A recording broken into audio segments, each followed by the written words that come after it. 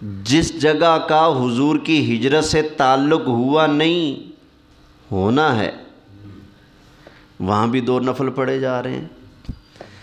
جس پہاڑ کو موسیٰ علیہ السلام سے نسبت ہے کہ یہاں آ کر وہ رب سے ہم کلام ہوتے تھے، یہ نسبت والی جگہ ہے، تو یہاں بھی 2 نفل پڑھیے۔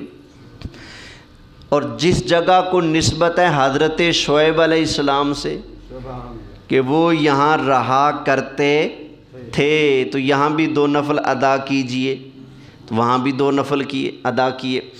اور جس جگہ عیسیٰ علیہ السلام کی ولادت ہوئی، جس جگہ کا تعلق نسبت حضرت عیسیٰ علیہ السلام سے ہے بیت اللحم، حضور نے وہاں بھی 2 نفل ادا کیے۔ تو پتہ چلا اور جن جگہ کا، جس جگہ کا، جس مقام کا، جس علاقے کا، جس سرزمین کا اللہ کے پیاروں کے ساتھ کوئی تعلق، کنیکشن، جوڑ بن جائے، وہاں پر جانا اور وہاں جا کر اللہ کو یاد کرنا، نفل پڑھنا، اللہ اللہ کرنا، یہ معراج کی رات نے ہمیں بتا دیا کہ میرے مصطفیٰ کی سنت ہے۔ سمجھ آ گئی نا؟ تو یہ جو ہم آج کل مزارات پہ جاتے ہیں، اگر مزارات کے پاس مسجد ہو یا پھر مزار کے ساتھ کوئی جگہ بنی ہو، اس کی سیدھ میں قبر نہ ہو، سائڈ پہ کوئی جگہ ہو، وہاں پر کوئی آدمی اگر جا کر 2 نفل ادا کرتا ہے، نماز پڑھتا ہے، تو کوئی گناہ کا کام نہیں کر رہا، بلکہ یہ وہی کام ہو رہا ہے جو کام معراج کی رات نبی کریم علیہ السلام نے کیا تھا۔ توجہ ہے جی؟ تو اس لیے میرا یہ مزارات پہ جانا، ان جگہوں پر جانا جن جگہوں کا اللہ والوں سے تعلق اور جوڑ ہے، ان جگہوں پر جانا بڑی برکت اور سعادت کا کام ہے۔ یہ کوئی گناہ شنا نہیں ہے، کوئی بدعت نہیں ہے۔ جن جگہوں کا، جن چیزوں کی نسبت اللہ والوں سے ہو جائے، وہاں رب نے محبوب کو معراج کی رات بھیجا۔ سمجھ آ گئی نا؟ کچھ لوگ خواہ مخواہ رولے ڈالتے ہیں، جی یہاں کوئی برکتیں نہیں ہیں تو یہاں کیوں جاتے ہو، تو وہاں کیوں جاتے ہو۔ یہ دیکھو نا، کچھ دوست بہانہ بناتے ہیں اس چیز کو کہ مزارات پہ خلاف شرع چیزیں ہو رہی ہیں، تو لہٰذا مزارات پر نہیں جانا چاہیے۔ تو میں یہ گزارش کروں گا کہ اگر مکھی بیٹھ جائے نا ناک پر، تو مکھی کو اڑاؤ، ناک مت کاٹو۔ کوئی خلاف شرع کام ہو رہا ہے تو اس کام کو روکو۔ یہ نہ کہو کہ مزار پہ جانا حرام ہے، یہ کہو کہ مزار کو سجدہ کرنا حرام، ہم بھی تمہارے ساتھ ہیں۔ یہ کہو کہ مزار کا طواف کرنا حرام، ہم بھی تمہارے ساتھ ہیں۔ یہ کہو کہ مزار کو اس انداز سے چومنا کہ دیکھنے والے کو سجدہ محسوس ہو، اس انداز سے چومنا حرام، ہم تمہارے ساتھ ہیں۔ لیکن یہ نہیں کہنا چاہیے کہ مزارات پہ بالکل جا ہی نہیں سکتے۔ اور یہ آپ لوگوں سے بھی گزارش کروں گا، خدا را اب مہربانی کیا کرو، جب قبر یہ کسی مزار پہ جاؤ نا تو ایسے نہ گر جائے کرو یار۔ یہ کئی لوگ جو ہمیں پٹتے ہیں نا کہ تمہارے یہ سنی یوں کرتے ہیں، کئی ٹھیک بھی پٹتے ہیں، ان کی ساری باتیں غلط نہیں ہوتی، کئی باتیں ٹھیک بھی ہوتی ہیں، کیونکہ ہمارے کئی جٹ جٹوکے جاتے ہیں قبر پر دھڑام جا کر سجدہ۔ اور پتہ ہے قبر کو سجدہ کرنا کتنے ثواب کا کام ہے؟ جتنا سور کھانا گناہ ہے نا، اتنا ہی کسی قبر کو سجدہ کرنا گناہ ہے۔ سور کھانا کوئی پسند کرے گا؟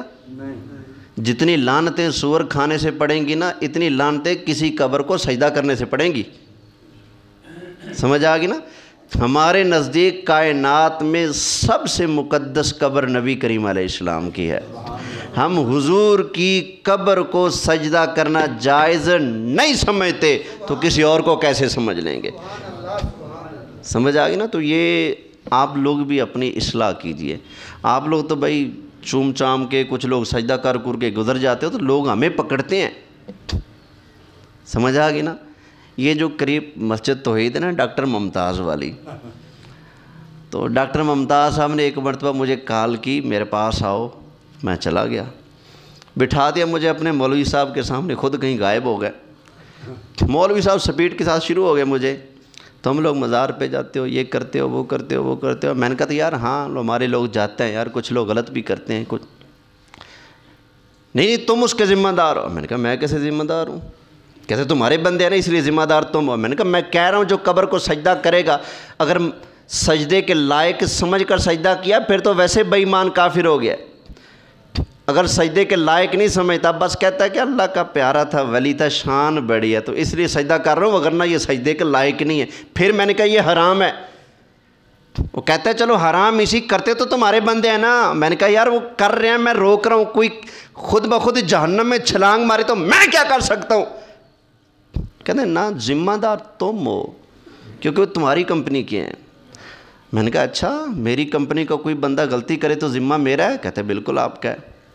پھر اللہ نے مجھے وہ تھوڑا کھرکھرا نمبر 2 بھی دیا ہے نا۔ کچھ ہوتے ہیں کھوتے کٹنا سے، کوئی بندے سیدھے کرنا سے بھی ہوتے ہیں نا، کھرکھرا نمبر 2 بندے سیدھے کرنا سے۔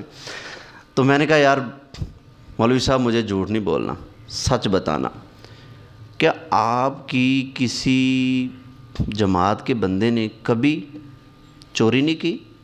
کہتے جی کرتے ہیں۔ میں نے کہا آپ کے کسی بندے نے کبھی زنا نہیں کیا؟ کہتے ہیں کرتے ہیں۔ میں نے کہا مولوی صاحب نے نہیں کیا کبھی؟ آپ کے جماعت میں کسی نے نہیں کیا؟ کہتے ہیں کرتے ہیں۔ میں نے کہا پھر ذمہ دار آپ ہو؟ کہتا ہے جی بلے بلے کام اس کا اور ذمہ دار میں۔ میں نے کہا جیسے تو مجھے ذمہ دار بنا رہا تھا پر خود کیوں نہیں بنتا نا؟ میں نے کہا جب میں 2 ٹوک کہہ رہا ہوں جو قبر کو سجدہ کرے گا وہ حرام کام کر رہا ہے، اگر معبود مان کے سجدہ کرے گا پھر تو ایمان سے چٹ ہو جائے گا، کافر ہو جائے گا۔ میں نے کہا سن لو حضور، میں نے کہا کائنات میں سب سے زیادہ شان والی قبر میرے لجپال کی ہے، جب ہم نبی پاک کی قبر کو سجدہ کرنے کی اجازت نہیں دیتے تو کسی اور کو سجدہ کرنے کی اجازت کیسے دیں گے؟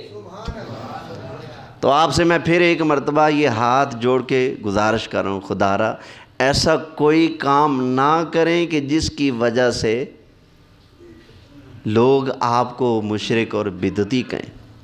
یہ ہمارے اندر بہت ساری خرافات آ چکی ہیں۔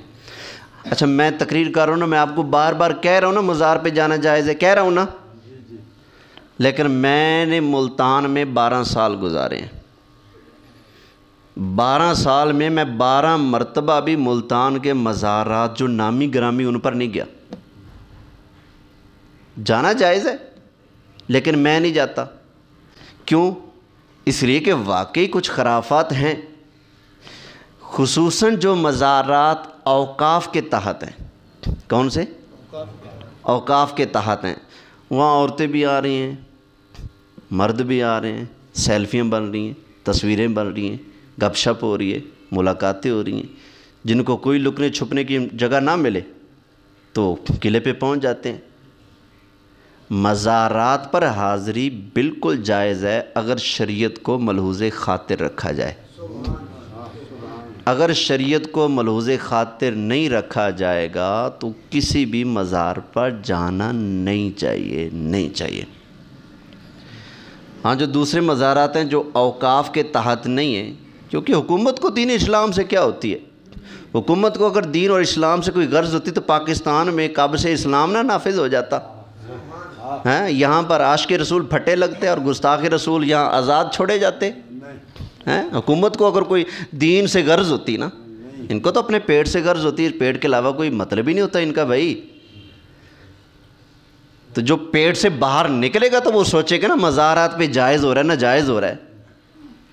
جو اپنے پیٹ سے نکلے گا، کرسی سے کچھ باہر آئے گا تو اس کو پتہ چلے گا نا۔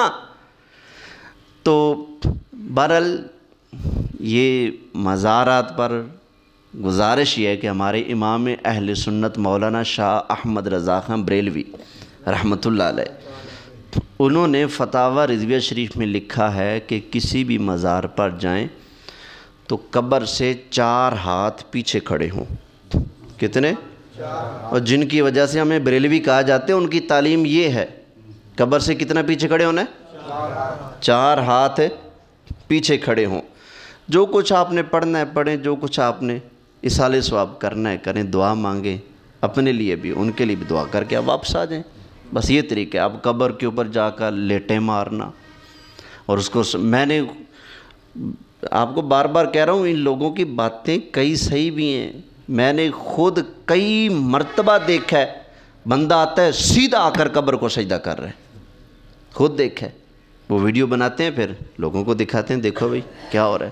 بالکل جی ایسا ہو رہا ہے.